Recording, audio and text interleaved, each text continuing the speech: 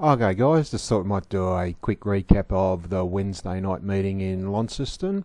Rail was out 6 metres, says soft 5, but I think that's ridiculous. I think that's yeah, good for all the races, but truth be told, late in the night it was probably good 3, even getting close to firm 2, and as per most recent meetings with the heatwave in Tassie, the longer the races went over the night, the quicker the races got, which supports that hypothesis. So, anyway, the first WT, he said he trialled super against some absolutes really good horses and backed that up.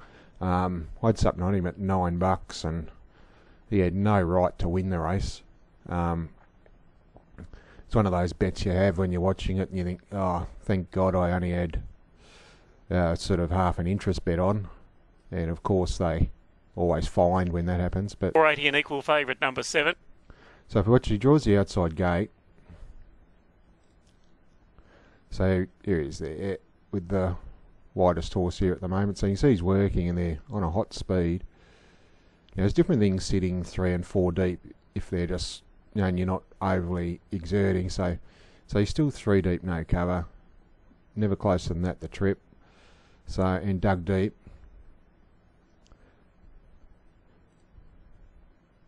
And see the leader here first up in Tassie, he's definitely going to win races.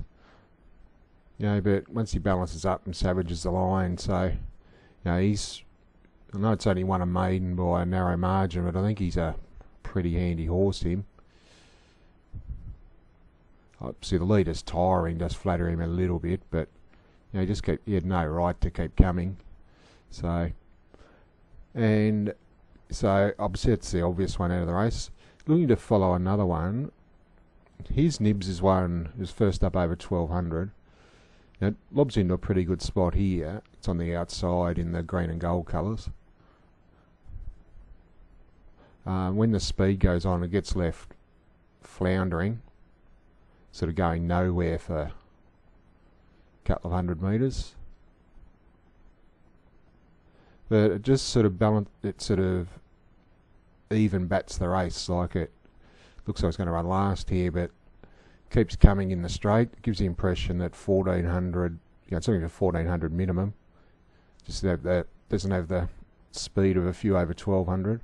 But its last 100's as good as anything in the race after going nowhere between like the 6 and the 400. So might well be one worth jotting down as the distances get a little further. So obviously the obvious ones out of the race are the first 3.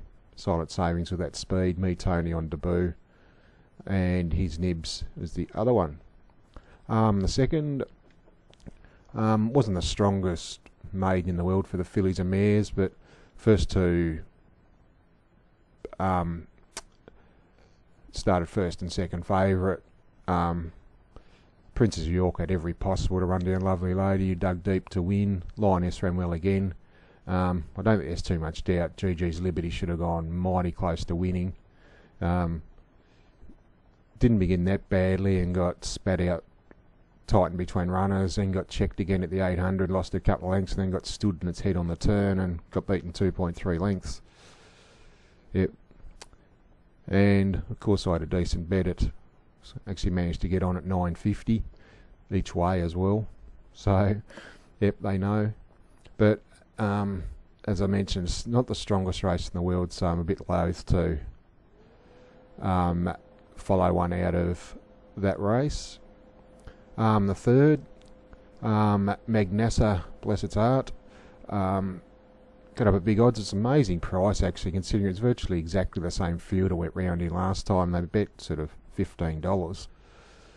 It looked like being a tragedy beaten, but the run came and took a needle-eye opening. Jason Benbow is my pin-up boy on the 9 after sort of backed him in the first at $9 and something on it. Actually took $13 Magnassa, but they did bet 15. So, and both of them narrow victories. Chill Out had its chance, but still obviously beat the rest. Kanji was good. In this grade, the benchmark 82. There's never much between them at all. Most competitive grade of racing in the state, and so it just depends which ones really get the better runs in transit. So, but Magnessa deserved to win. It was going to be a tragedy beaten otherwise. So the fourth, Weekend Whiskey, first up, backed as if unbeatable, actually ridden as if unbeatable, just kept led and kept them running, was out on its feet at the 100 metre mark. Anastasia was the one I was pretty keen as well. Jockey probably made an error in judgment in decided to come round the outside of Ruthless Lover. It was trailing the winner, and then when it pulled out, it was just the exact time Ruthless Lover was gone, so resulted in Weekend Whiskey getting a 3-length break on it, ran it to a length.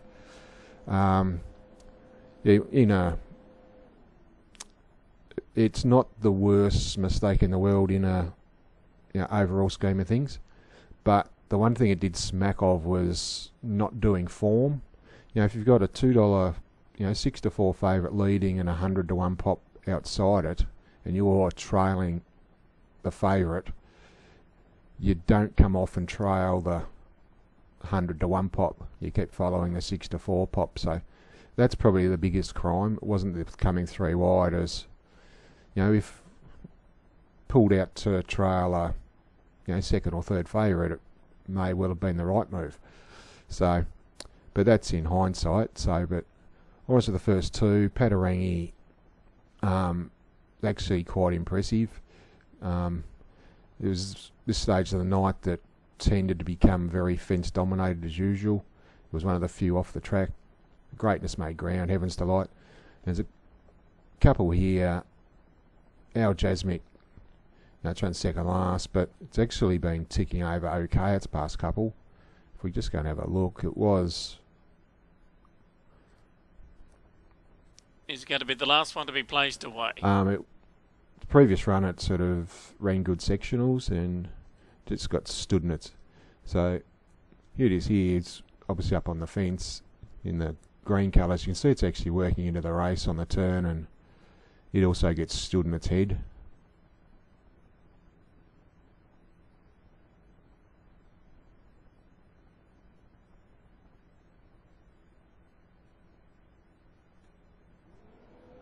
So it almost falls and then just gets these out of the race. So I reckon it's fair case it's probably going to run 3rd or 4th at worst. So may have, like Patarangi, like Quiet Wonder and Al Jasmine probably would have beaten at home. So yeah, so may have flattered the form of a couple out of that race a tad. The 5th, Mr. America, hard to begrudge him, sort of worked early from a wide gate, did all the donkey work, left a sitting shot and just held them. Biscay Barb was actually a lot better run than it appeared on paper, given the got stuck behind one going backwards. I think it was Lynn Spur down the back, and had to sort of get pulled 4 and 5 wide and kept coming. So Axion honest as usual, as with Western Front. Yeah, so real messy, hit the line okay, but I think the first 2 are the ones out of there. The 6th, Il Regalo, was raced a little bit flat for mine. Like she never really travelled. Probably a blessing in disguise. It drew barrier 1 and got the run it did. Juju's Trendsetter looked all over a winner. It was just the last 50 metres it started to paddle. It's one in the race. It's a Battle. It was a funny old run. It was going nowhere and then went back to the inside and charged the last 200. So might be one going forward. But the other thing out of this race is probably best explains what I was talking about with the Anastasia Weekend Whiskey, where Anastasia came round them instead of staying on the fence. Obviously, El Regalo's trailed the leader here and was actually pretty similar.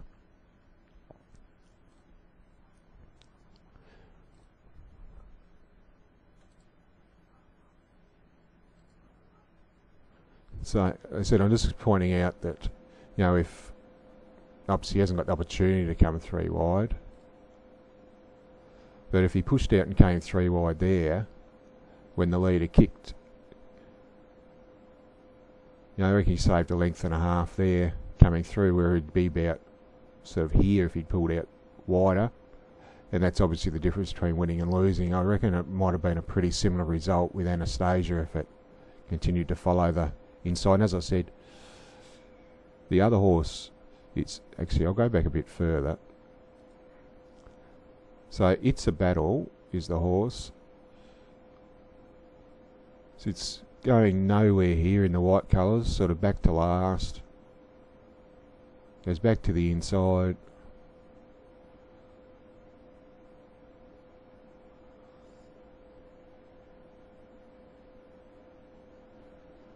Now makes very good ground the last couple. And as I said, the fence was the place to be late.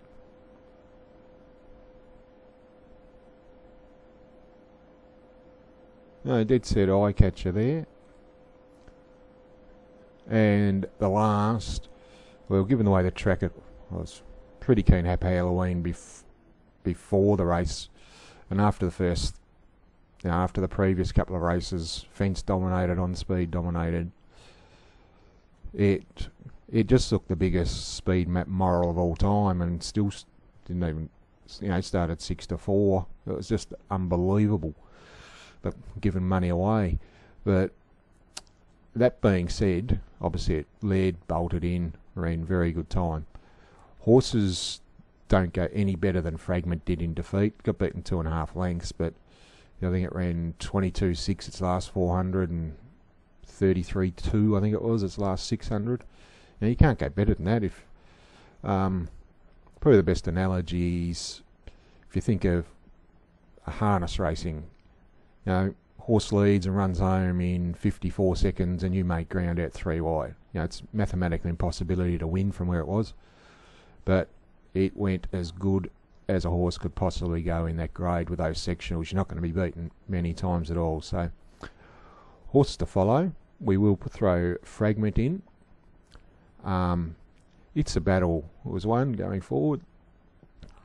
Biscay Barb, there's a few out of this meeting I'm pretty keen on. Our Jasmic, you said we're getting big odds next time, so he started $31 here and run 11th, so you'd imagine he's going to be big odds again. They said this race is just a raffle every week. Said race 2, GG's Liberty was mighty stiff, but wasn't the strongest race in the world. And out of the first, WT, you know, you can black book winners, no rule against that.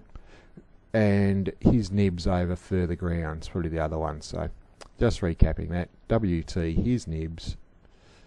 Then we're our Jasmic one at big odds going forwards. Biscay Barb in this grade, very happy to be on.